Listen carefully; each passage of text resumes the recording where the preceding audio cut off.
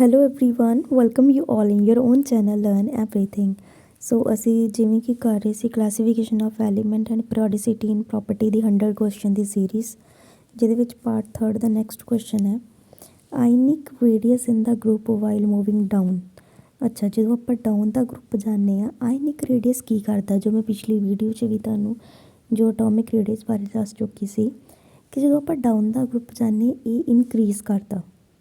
ठीक है, ये की करता है इनक्रीज़ करता as we move down the group. So 45 का की आ गया सी ऑप्शन। टॉप तो बॉटम जाते ही करता इनक्रीज़ करता जो, तो जे आप लैफ्ट टू राइट जाइए फिर ये डिक्रीज़ करता, मैं दस चुकी हूँ। नैक्सट है जी के positive and C L negative. Sorry next question देखते हैं। K positive and Cl negative are isoelectronic. Which of the following statement is not correct? First of all, isoelectronic की होंगे? Isoelectronic वो होंगे जिन्हां दी नंबर ऑफ इलैक्ट्रॉन्स की होन same होन। ठीक है, तो पुछदा इहदे बारे कि जिहड़ी स्टेटमेंट करैक्ट नहीं हैगी, मतलब नहीं करैक्ट हैगी। देखो ये नहीं बोलिया, एक गल ना मेरी याद रखियो, जिहड़ा कैटायन हुंदा ना वो समॉलर होंदा एनायन नालों। देखो के आ पोटाशियम, के पॉजिटिव वो नालों समॉलर आ, के नैगेटिव वो नालों लार्जर आ।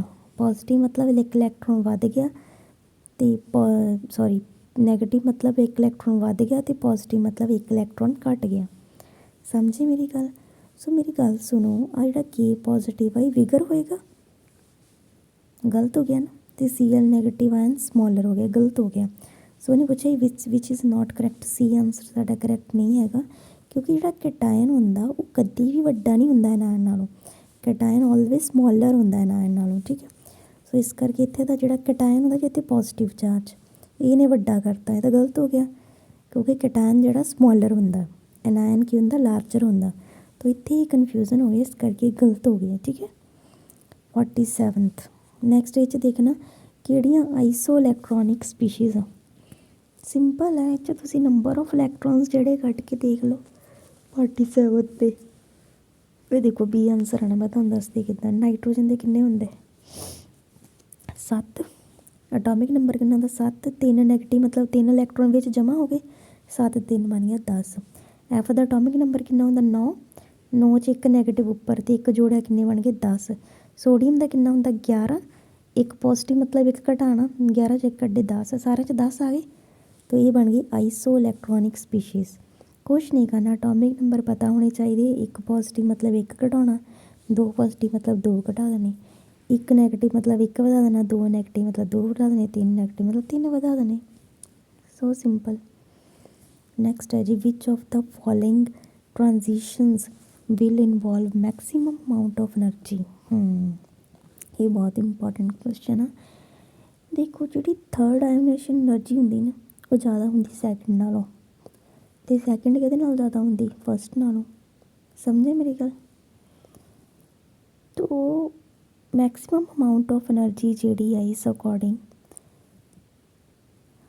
सॉरी हाँ मैक्सिमम अमाउंट ऑफ एनर्जी की गल की उन्हें कि किहदे विच होएगी। देखो जिहड़ा दूसरा इलैक्ट्रॉन है ना कड्ढना, ये कड्ढन लई ज़्यादा एनर्जी लगेगी। ठीक है, पहला इलैक्ट्रॉन कड्ढन लई तो लगेगी, दूसरा इलैक्ट्रॉन कड्ढन लई होर लगेगी।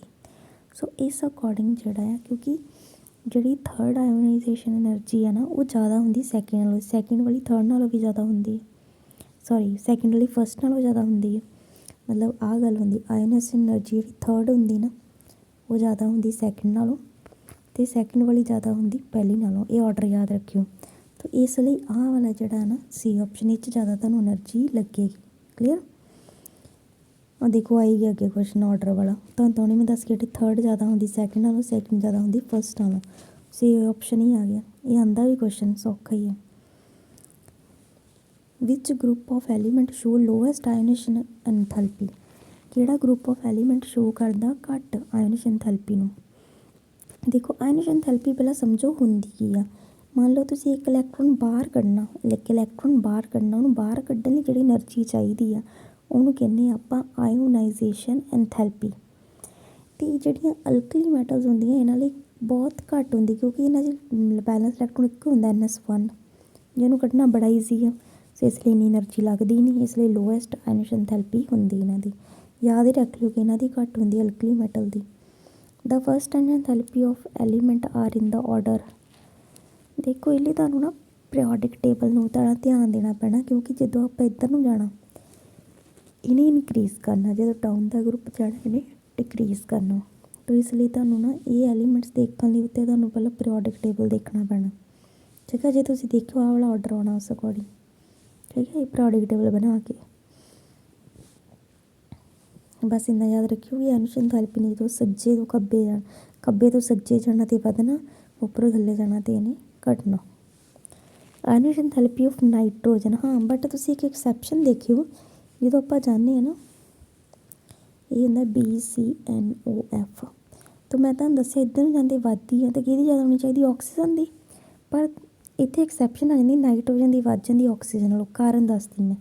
ਨਾਈਟ੍ਰੋਜਨ ਦੀ ਤਾਂ ਕਨਫੀਗਰੇਸ਼ਨ ਲਿਖਦੇ ਉਹਦੇ ਐਂਡ 'ਤੇ ਆਉਂਦਾ 2s2 2p3, ਪਰ ਜਦੋਂ ਆਪਾਂ ਆਕਸੀਜਨ 'ਤੇ ਲਿਖਦੇ ਹੁੰਦਾ 2s2 2p4।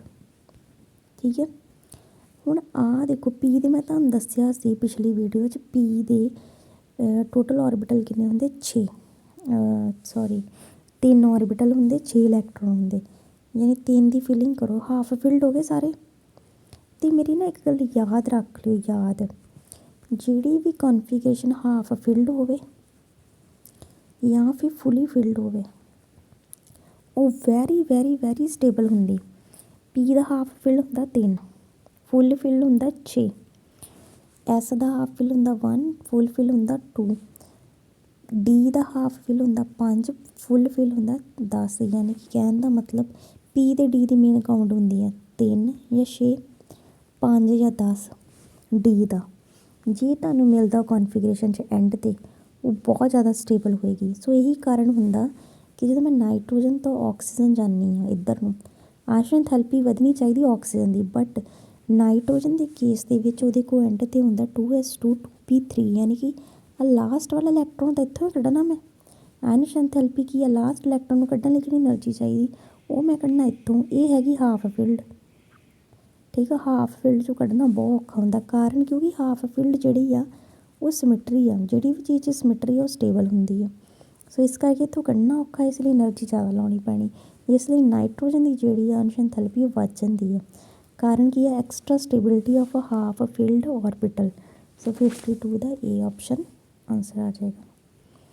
ਨੈਕਸਟ ਹੈ ਜੀ, which of the following will have highest second ionisation enthalpy. Second ਵਾਲੀ ਆਇਓਨਾਈਜੇਸ਼ਨ ਐਂਥੈਲਪੀ ਹਾਈਐਸਟ ਕਿਹਦੀ ਹੋਏਗੀ।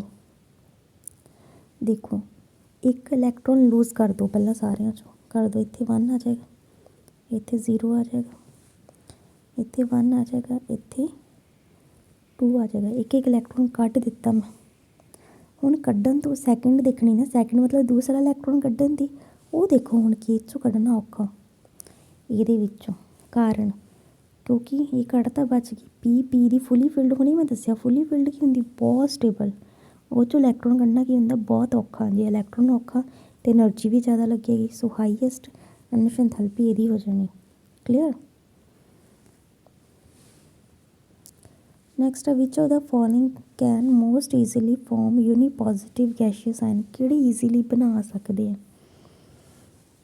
ਦੇਖੋ ਕਿਹੜੇ ਈਜ਼ੀਲੀ ਬਣਾ ਸਕਦੇ ਆ। ਐਂਡ ਵਾਲਾ ਇਲੈਕਟ੍ਰੋਨ ਦੇਖ ਕੇ ਤੁਹਾਨੂੰ ਦੇਖੋ ਪਤਾ ਕੀ ਹੁੰਦਾ, ਮੈਂ ਤੁਹਾਨੂੰ ਦੱਸਦੀ ਹਾਂ। S P D ਅਤੇ F, ਇਹਦੇ ਵਿੱਚ ਨਾ ਜਿਹੜਾ P ਆ ਉਹਦੇ ਵਿੱਚੋਂ ਨਾ ਇਲੈਕਟ੍ਰੋਨ ਈਜ਼ੀਲੀ ਨਿਕਲ ਜਾਂਦਾ S ਨਾਲੋਂ। ਠੀਕ ਆ, ਕਾਰਨ ਕੀ ਆ, ਇਹਦੀ ਪੈਨੀਟ੍ਰੇਟਿੰਗ ਪਾਵਰ ਘੱਟ ਹੁੰਦੀ ਹੈ, S ਦੀ ਜ਼ਿਆਦਾ ਹੁੰਦੀ, P ਦੀ ਉਹ ਤੋਂ ਘੱਟ ਹੁੰਦੀ ਹੈ, D ਦੀ ਉਹ ਤੋਂ ਘੱਟ, F ਦੀ ਉਹ ਤੋਂ ਘੱਟ। ਪੈਨੀਟ੍ਰੇਟਿੰਗ ਪਾਵਰ ਘੱਟ ਹੋਣ ਕਰਕੇ ਨਾ ਆਰਾਮ ਨਾਲ ਤੁਸੀਂ ਇਹ 'ਚੋਂ ਇਲੈਕਟ੍ਰੋਨ ਲੂਜ਼ ਕਰਕੇ ਯੂਨੀਪੋਜ਼ਿਟਿਵ ਗੈਸ਼ੀਅਸ ਆਇਨ ਜਿਹੜਾ ਬਣਾ ਸਕਦੇ ਆ। S ਦੀ ਜ਼ਿਆਦਾ ਹੁੰਦੀ, ਜੇ S 'ਚੋਂ ਕੱਢਣਾ ਹੋਵੇ ਨਾ ਔਖਾ ਹੋ ਜਾਂਦਾ। ਅਤੇ P 'ਚ ਤਾਂ ਇੱਕੋ ਹੀ ਆ, ਆਰਾਮ ਨਾਲ ਕੱਢ ਸਕਦੇ। ਸੋ ਇਸ ਕਰਕੇ B ਆਪਸ਼ਨ ਜਿਹੜਾ ਰਾਈਟ ਆਨਸਰ ਆ ਜਾਏਗਾ। ਕਲੀਅਰ। ਨੈਕਸਟ 55th ਕੁਐਸਚਨ ਤੋਂ ਦੇਖਦੇ ਆਪਾਂ। ਵਨ ਆਫ ਦਾ ਮੈਟਲਸ ਆਹ ਵਾਲੀਆਂ ਮੈਟਲਸ ਦਿੱਤੀਆਂ ਗਰੁੱਪ 2 ਦੀਆਂ, ਲੀਸਟ ਆਇਨਿਕ क्लोराइड फॉर्म कौन बनाएगी? देखो ਜਿਹੜਾ ਹੁੰਦਾ ਨਾ ਸਾਡਾ ਬੇਰੀਲੀਅਮ, ਇਹ ਨਾ ਹਲਾਈਡ ਕੋਵਲੈਂਟ ਹੁੰਦਾ ਨੇਚਰ 'ਚ, ਅਤੇ ਸਾਈਜ਼ ਵੀ ਸਮੋਲ ਹੁੰਦਾ ਅਤੇ ਚਾਰਜ ਇਹ 'ਤੇ ਬਹੁਤ ਜ਼ਿਆਦਾ ਹੁੰਦਾ, ਇਸ ਲਈ ਆਰਾਮ ਨਾਲ B2 ਪੋਜ਼ੀਟਿਵ ਬਣਾਉਂਦਾ ਹੈ। ਠੀਕ ਹੈ, ਜਿਹਦੇ ਕਰਕੇ ਇਹਦੀ ਪੋਲਰਾਈਜ਼ਿੰਗ ਪਾਵਰ ਵੱਧ ਜਾਂਦੀ। ਬਾਕੀ ਜਿਹੜੇ ਆ ਠੀਕ ਹੈ ਉਹਨਾਂ 'ਚ ਨਹੀਂ ਤਾਂ ਉਹ ਸੋਲਿਡ ਹੁੰਦੇ ਜ਼ਿਆਦਾਤਰ, ਇਸ ਕਰਕੇ ਇਹ ਵਾਲਾ ਬਣੇਗਾ ਆਪਸ਼ਨ ਨੰਬਰ ਏ।